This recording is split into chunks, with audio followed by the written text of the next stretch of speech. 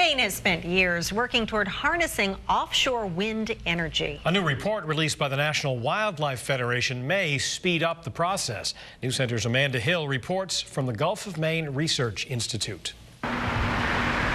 When it comes to harnessing wind power, Maine has taken major steps forward in the last few years. But when the tides turn to offshore wind, environmentalists say Maine, along with the rest of the nation, is behind. The sad fact is, if you say offshore energy in the United States today, it means one thing: drilling. A new report by the National Wildlife Federation shows that Maine has the ability to be a leader in offshore wind, but it will take more help from the state legislature as well as the federal government. It typically takes 7 years to permit things off the coast of this country from the federal level, and that's not going to cut it. Within the report, the University of Maine estimates that by 2030, they can develop up to 5,000 watts of energy using offshore wind, and that will generate more than 16,000 jobs here in Maine.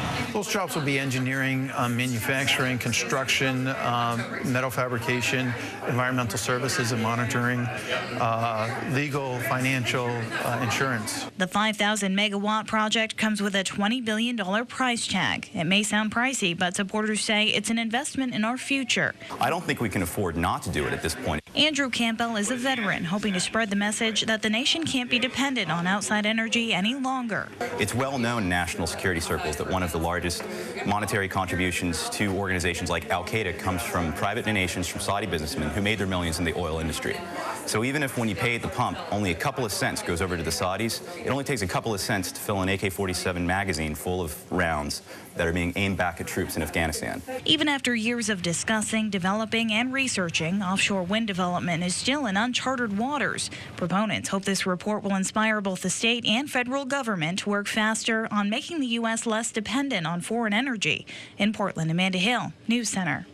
Now in Maine, Boone, Damaris Cove, and Monhegan Islands have all been identified as demonstration sites.